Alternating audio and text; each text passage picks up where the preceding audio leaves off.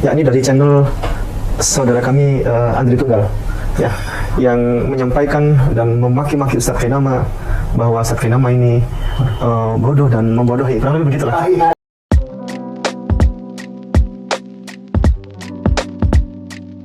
Ya, Assalamualaikum, selamat datang kembali di channel ini. Balik lagi dengan saya Luis Prasetyo di sini. Kita akan bahas soal Khainama lagi, yang terutama hari ini kita akan bahas soal dia yang ngeles ketika berhadapan dengan Andre Tunggal. Dia mengatakan bagaimana Andre katanya memaki-maki dia.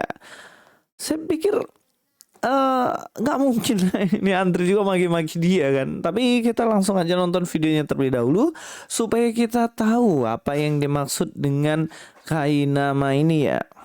Yakni dari channel saudara kami Andri Tunggal, ya, yang menyampaikan dan memaki-maki Ustadz Khainama bahwa Ustadz Khainama ini bodoh dan membodohi, kurang lebih begitulah.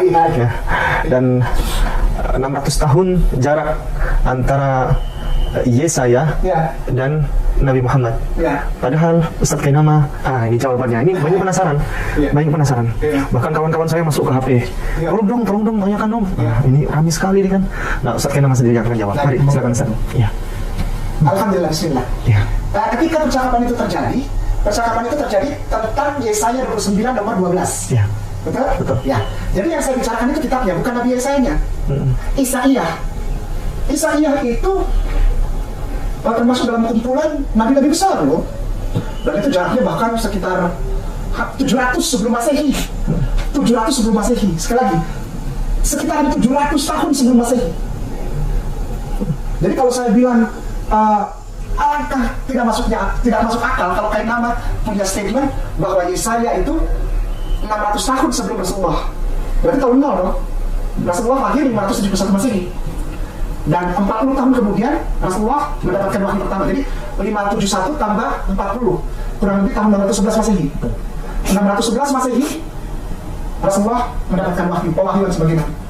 Berarti saya tahun 0. Bodoh kayak nama itu. Pembodohan terhadap umat Islam. Hey, come on, kamu potong video saya atau enggak? Lihat konteksnya.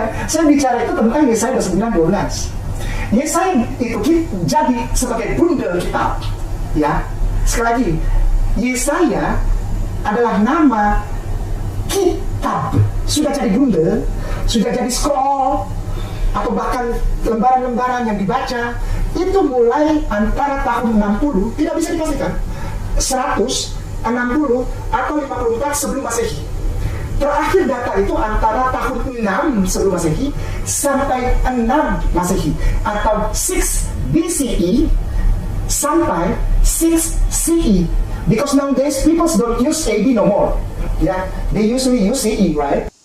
Ya, ternyata apa yang dikatakan memaki-maki itu ketika Andre mengatakan bodoh. Andre mengatakan bodoh kepada Khainama karena memang apa yang disampaikan informasinya itu salah dan tidak valid.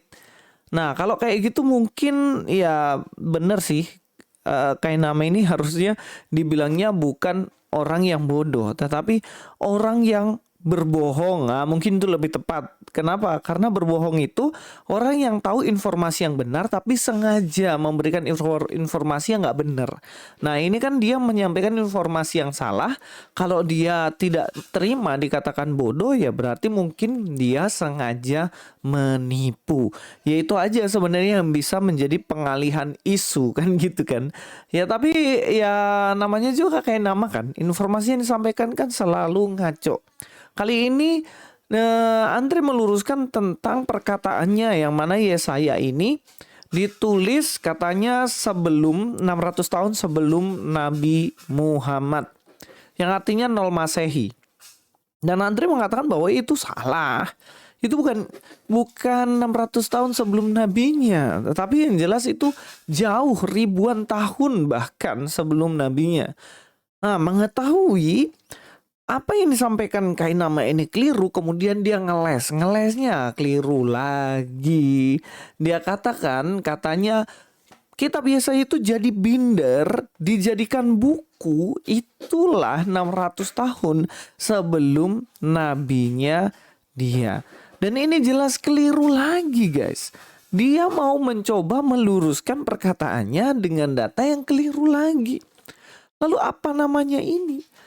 Kalau dia nggak mau dikatakan bodoh, ya berarti botol aja, kan gitu. Enggak. Kalau dia nggak mau dikatakan bodoh ataupun botol, bodoh dan tolol, kalau nggak mau ya berarti dia sedang menipu, itu aja.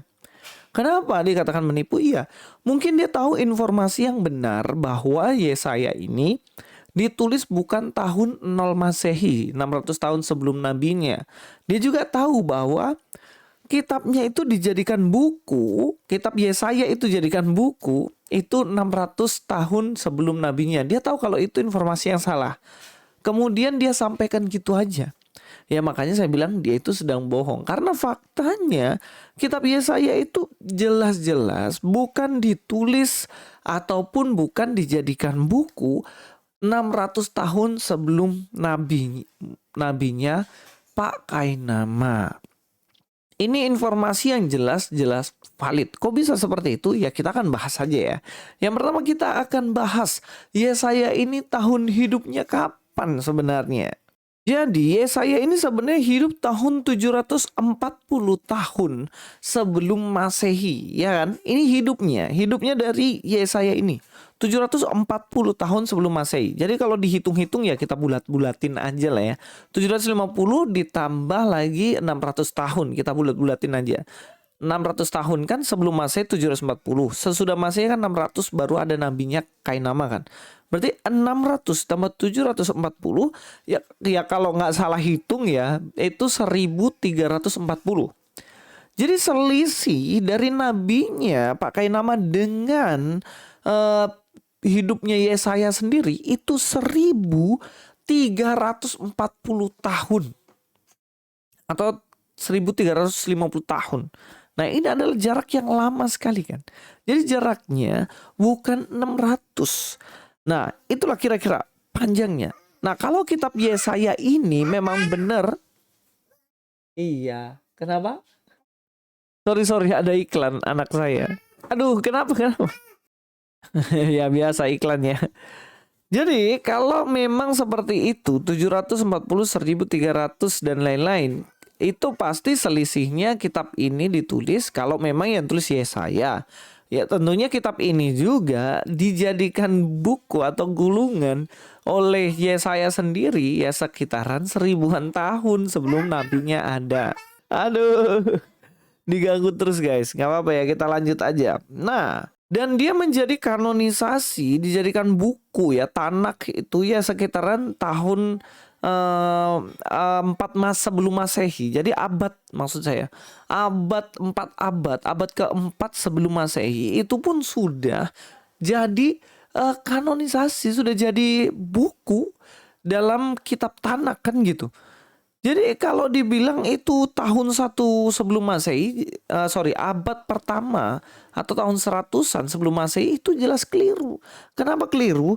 Sekarang gini aja ya, 3 abad sebelum Masehi, 300 tahunan, itu LXX Septuaginta udah dibikin guys. Iya kan? Bagaimana orang bisa membikin LXX Septuaginta sedangkan kitabnya Yesaya itu belum dikanonisasi? Itu kan jelas mustahil dan gak mungkin. Karena kitab Perjanjian Lama sudah ada terlebih dahulu dijadikan satu kitab, kemudian adalah LXX Septuaginta yang mana orang-orang menerjemahkan dari kitab bahasa Ibrani menjadi kitab bahasa Yunani. Nah, kalau misalnya kitab Yesaya aja baru jadi kitab di abad pertama, bagaimana kitab Yesaya yang sudah diterjemahkan ke Septuaginta ke bahasa Yunani dari abad yang ketiga? Ya jelas itu kan nggak mungkin kan. Makanya kalau ngomong nggak pakai data ya gitu ceritanya, susah. Ngelesnya kemana-mana keliru juga. Apalagi yang diajak omong orang juga yang nggak mau tahu soal literatur. Aduh susah. Dan juga gini, Laut Mati, gulungan Laut Mati itu yang ditemukan itu umurnya itu berasal dari abad kedua sebelum Masehi. Itu adalah gulungan kitab Yesaya yang ditemukan. yang mana umurnya dari abad kedua sebelum Masehi. Sudah ditemukan kitab itu ada di abad kedua sebelum Masehi. Tapi katanya baru dibentuk di abad pertama sebelum Masehi. Nah, ngarang model gini kayak nama itu ya wajar sih kalau nggak mau dibilang Anda ini kurang pinter, ya oke lah. Ya bilang aja penipu gitu. Saya berasumsi gini, Anda tahu semua informasi ini, tapi Anda sengaja menipu. Supaya seakan-akan apa yang Anda sampaikan benar. Kan kayak gitu.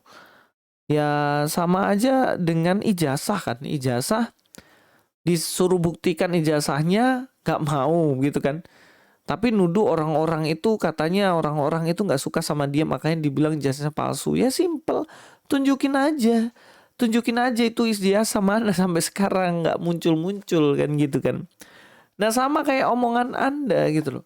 Kalau memang Anda gak mau dibilangkan Anda kurang pengetahuan, ya silakan tunjukin di mana referensinya. Ada nggak referensi yang Anda bisa sampaikan? Ya kalau nggak ada ya nggak usah ngomong kan gitu. Oke itu saja dari saya. Lucu aja ketika orang ketahuan kemudian ngelesnya malah nambah blunder. Sampai ketemu di video selanjutnya. Luis Prasetyo di sini. God be with you all.